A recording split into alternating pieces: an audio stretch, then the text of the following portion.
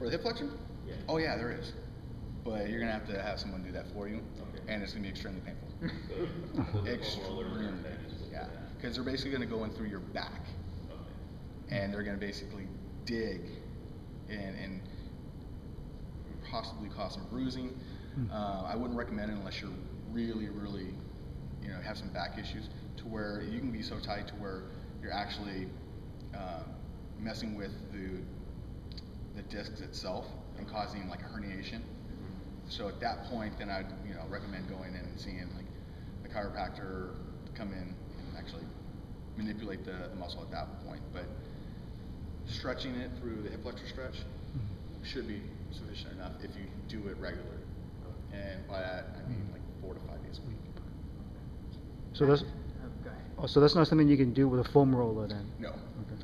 No. You can roll out your inner thigh a little bit, but you're not going to be able to get into the hip flexor itself because it's a deep muscle. Okay. You're going to get more of the inner thigh muscles instead. Where is the hip flexor? Hip flexor. So it attaches. So probably you went up from your sacrum. Everyone knows where the sacrum's at. It's kind of like that last big bone right here in your butt. If you go up probably about a couple inches, it's L lumbar 2, lumbar 3 is where it originates from, and then it goes down through your abdominal cavity. So it's below your ab muscle. So your 6-pack abs, it's below that and below your transverse.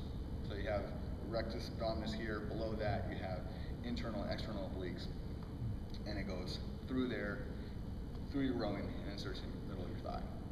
So it actually crosses through the middle of your torso? Yeah, it crosses from your back, crosses around the outside or inside. So, yeah, if I were take my stomach and open it up, you'll be able to see the muscle going basically along my back, anterior, and inserting into my thigh. And that's why it's hard to get to. It's hard to get to. So, but if you get that kneeling hip flexor stretch and squeeze the glute, you basically take the glute out of it, and you're going to be able to get a good stretch, and that's the best way. So was I misled? Because I was told that you could use like a tennis ball to target your psoas if you lay face down and start from, I don't know. Your ASIS? Yeah. Well, see, it doesn't cross. So that's total. It does, but you're going to have to dig deep. So you have to have a very hard. Wouldn't be a soft tennis ball. It'd be almost a baseball at that point. Fair enough. And you're actually going to have to kind of dig in that growing area, and it's probably the most uncomfortable thing to do. You probably do it, and you're probably doing it by pressing the other muscles against that. So. All right. So something on topic then, is that where like groin pulls sometimes come from? That is your groin pull, yeah. Oh. Yeah. Your psoas is It's usually that muscle. Yeah. That's where you're straining it in some way or form. So. Any more questions? So psoas is the same as hip flexor? Yep. Okay. Yeah, psoas major, psoas minor. Together they're the hip flexor. Okay. It's just easier to view the hip flexor muscle when we talk. Okay. I started talking psoas major, psoas minor, teres minor, teres major, and kind of lose the crowd a little bit. So hip flexors, biceps, triceps, quads, hamstrings. There's 4 muscles that make up the quads, 3 that makes up the hamstrings, 3 that makes up the glutes. So, but just call them glutes. It's easier. Okay. So, what happens over time is people become more quad dominant in their squat pattern if they have all these tightness issues. So, 1 issue, stretch everything out. 2 is to turn on activation of the glutes and the hamstrings. What happens over time is you got these neuromuscular pathways that go straight to the muscles. So you want to squat, you start squatting, your brain's actually just sending all these chemical messages to the muscles to fire properly. Boom, boom, boom, boom. Don't even think about it.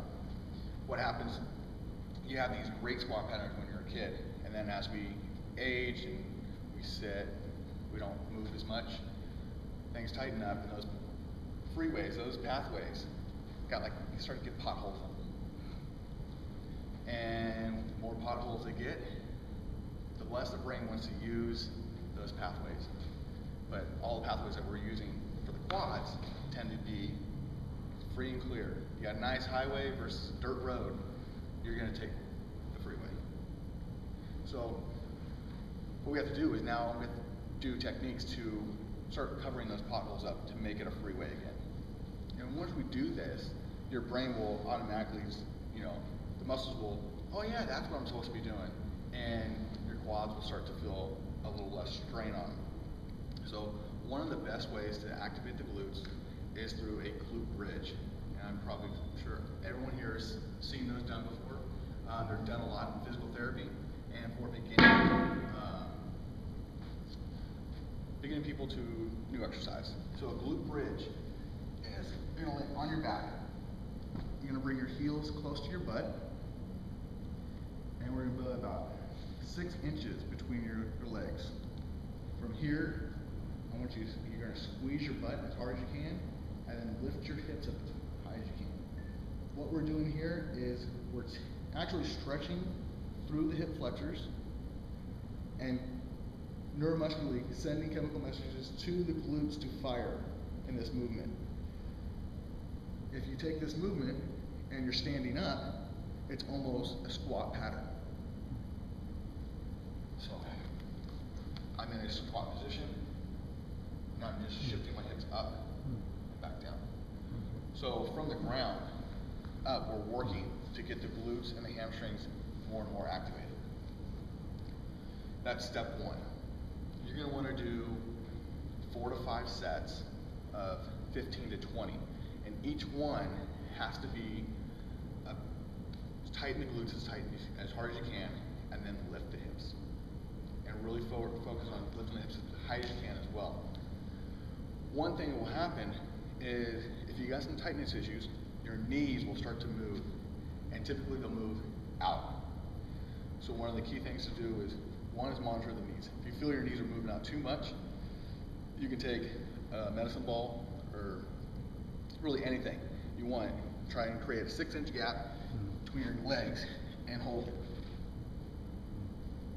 So I'll use my phone, put my phone there, and it's going to keep my knees from flaring out.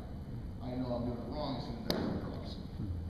So that's a good way to keep yourself in check on doing the glute bridge. Has anyone done this before? Yeah. How they work for you? It works great. Yeah. Do you do them often? Yes, every night. All right. So now we're going to go, once those pathways start to get good, you're going to want to do a single leg glute bridge. Here, you're going to put one leg up, try and fully extend it. Same thing, now we're working on single side. Squeezing just the left cheek and extend.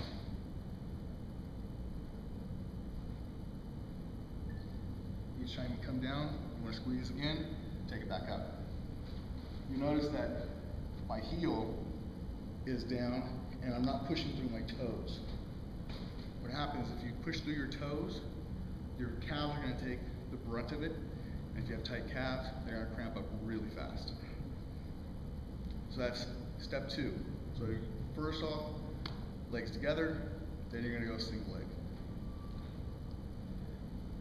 You can also start doing a weighted, put some weight bands on your ankle, turn to your side, force the heel up, squeeze the glute, initiate the movement.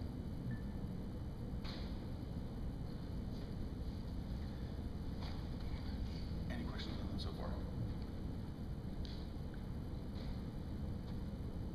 far? So when you are doing the first one, when the hips are up, how long do you hold it for? You want to hold at the top for about a second. A second, okay. It's really just focus on, if you start to go up and you lose your grasp of your glutes, then you stop, go back down. Focus on squeezing the glutes, go back up again. Because what happens if we're not going to be able to get the glutes going, when your squat pattern starts back up again, the glutes aren't going to fire properly. So this is this neuromuscular pathway. It's just trying to ingrain that path again, get it back going. That's all we're trying to do. So you can do this a couple sets before you even start squatting. It won't affect your squat at all. It will help improve it. So you can do a couple of other exercises. Any questions? Who's done those exercises before? besides wheel? Have you done those? No. Is that something new you've seen? Or have you seen those? I've seen them, but we You've seen them, do mostly all the active stuff. So. Yeah. So it could be like a warm-up. Put it in your warm-up drills if you know you're going to be squatting that day. It seems that the one-legged one would help though with pistols, which I suck at. Yeah, pistols, that's getting into a whole new ball of wax there. So, what's your name? Caesar. Caesar just mentioned a pistol squat, and that's a single leg squat. So if you can't master the 2 legs, you know, that'd be a whole other topic to do. I'll be more than happy to help you with that if you want. So now we're going to get into different types of squats. We've got loaded back squat, we've got loaded front squat, overhead squat. So most people just know back squat. Just put the bar in your back, start squatting. So here I'm going to show you to do a front squat.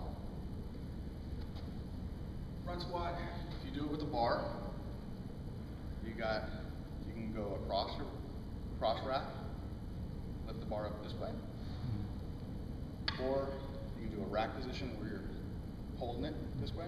The one problem with this one, if you don't have the flexibility in your wrists, it's going to really hurt. This position is very uncomfortable unless you have the range of motion in your shoulders and the wrist. So I recommend if you're going to start doing front squats is you're going to go across your chest, hold it in the rack position this way. So the bar was up on the bar, up on the rack, walk underneath, shoulders underneath, and step on. So front squat is good for loading anterior, loading everything to the front. It's also a great back exercise because now we have a load in the front of our body. We have to fight the force to go like this. The forces you to stay upright and sitting back. And I find it easier to sit back and do a squat when I have a load in front of me because it's counterbalanced. Put a bunch of weight in front, makes it easier to just go the opposite way. So this is a good exercise to help strengthen your back and also get a feel for that deeper squat. So alternative to, the typical back squat, what happens is, typically everyone puts the bar on the back and the chest falls down. So there's a lot of issues there we can start correcting. So change it up, try a front squat. So has anyone ever done a front squat before? Yeah. CrossFit. But if your quads are tight, would that make it even tighter if you do front squats? So you're gonna as long as you're stretching out through your quads, front squats are fine. You just gotta remember, you're gonna probably stretch before, stretch after. But it's really good for upper body control and keeping your torso more upright and not falling down. Okay. And also, just start light. Start light and just work your way. So. Last of the squat series is an overhead squat. It is the toughest of the squats. This is why we do the overhead squat assessment, because what it does, it puts the body in the worst possible position to do a squat. And so if you have any tightness issues, any muscle imbalances, right side, left side, anterior, posterior, they're gonna show. So overhead squat is, most people will get into a rack position, stuff underneath it. You're gonna push press it into up over your head, and then from here you're gonna want to squat. This is the most advanced squat you can do. It's going to really focus on shoulder strength, core strength, and then your legs. You're not going to be able to go very heavy at all. Most people will just be doing a bar, 45-pound bar. If you can do more than a 45-pound bar, it's pretty good. If you can do over 100 pounds, it's excellent. So, but basically everyone will start off with the back squat and front squat. If you've never done the front squat before, I would recommend trying it just to get a feel for it. If you don't want to do it with a bar, you can always do it with dumbbells. And then from there, you're going to take your dumbbells. So we got dumbbell here, the other side here, is basically put them on your shoulders and hold them in front of your body. So as you come down, you're going to have to fight that lean forward. So you're pulling back. Any questions on those?